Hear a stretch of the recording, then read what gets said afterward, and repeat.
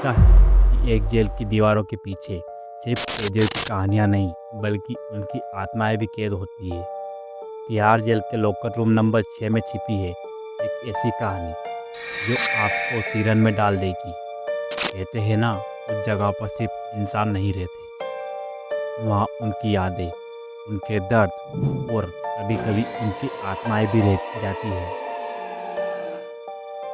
दिल्ली की सबसे खतरनाक जेल तिहाड़ जेल, जहाँ सबसे बड़े अपराधी रखे जाते हैं, लेकिन एक कमरा ऐसा है जहाँ आज भी किसी की आवाज़ें सुनाई देती है। एक कहानी है लॉकर रूम नंबर 6 की, जहाँ कभी एक औरत को बेगुनाह होते हुए भी मौत दे दी गई थी और आज भी उसकी आत्मा वहीं भटकती है।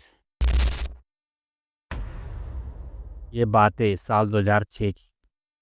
जेल के अंदर रात के 2:30 बजने का समय था। सारे कैदी अपने सेल में बंद थे।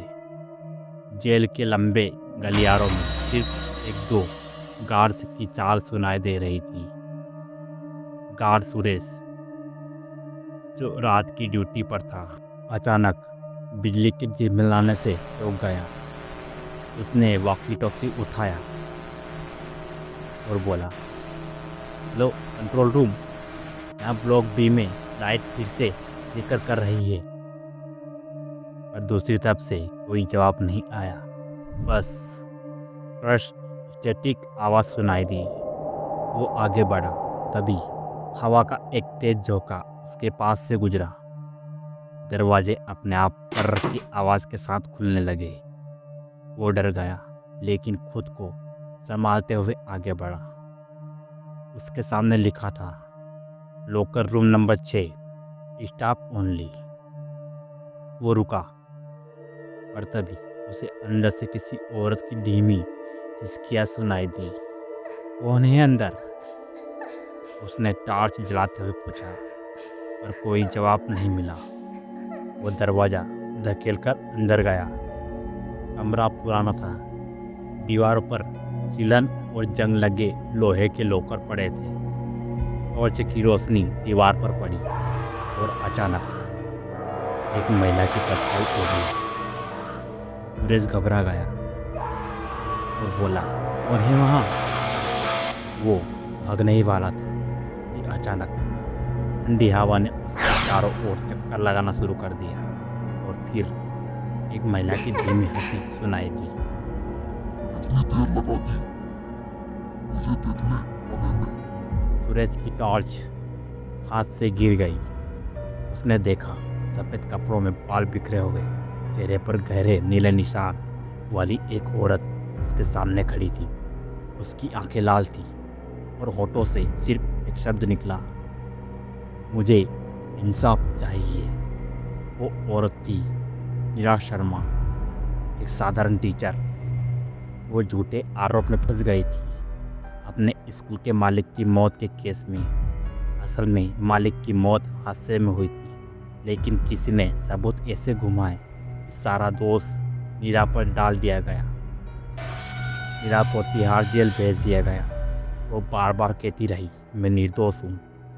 पुलिस वालों ने उसकी बात नहीं मानी। मीरा को जेल में सबके लिए उदाहरण बना दिया गया। गार्ड्स उसे अक्सर मारते, उसे ताने मारते, झूठी औरत, मक्कार, इस तरह के नामों से उसको बुलाया जाता। लेकिन सबसे बुरा वो दिन था, लॉकर रूम नंबर 6 में बंद कर दिया गया। वो कमरा जेल स्टाफ के पुराने कपड़े और हथकड़ियों रखने की जगह थी। मीरा को वहाँ अकेले रखा गया। इन्वेस्टिगेशन के लिए ऐसा कहा गया। उस रात 3 पुलिस वाले नशे में थे।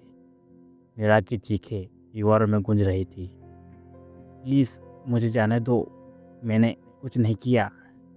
पर दरवाज़ा बंद कर दिया गया। सुबह जब जेलर आया तो नीरा मृत पाई गई। कहा गया कि उसने आत्महत्या कर ली, लेकिन जेल के पुराने गार्ड्स वर्मा जी ने गवाही दी। उस रात मैंने लॉकर रूम नंबर 6 से नीरा की चीखें सुनी थी और किसी आदमी की हंसी भी। उसके बाद से किसी ने भी उस कमरे में रात बिताने की हिम्मत नहीं की।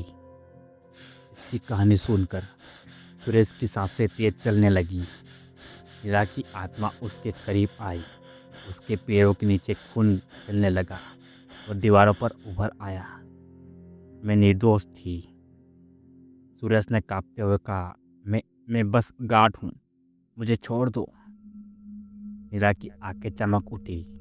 तुम वही हो जिसने दरवाजा बंद किया था?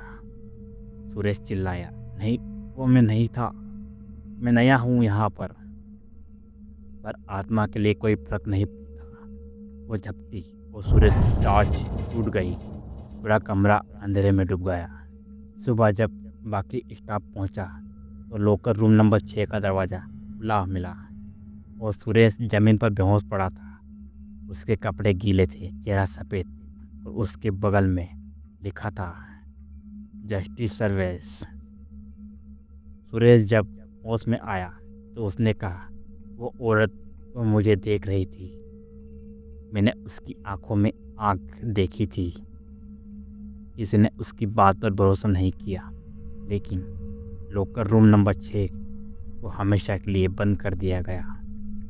आज भी जेल के पुराने स्टाफ कहते हैं, रात 2 बजे जब कोई गलती से उस ब्लॉक के पास जाता है तो उसे एक औरत की धीमी आवाज़ सुनाई देती है, कृपया मुझे बाहर जाने दो। कुछ लोगों का दावा है, जब भी कोई निर्दोष बंदी जेल में आता है, लॉकर रूम नंबर 6 के पास रखे बल्ब अपने आप झिलमिलाने लगते हैं। मानो हीरा की आत्मा आज भी निर्दोषों को बचाने के लिए कोशिश कर रही है।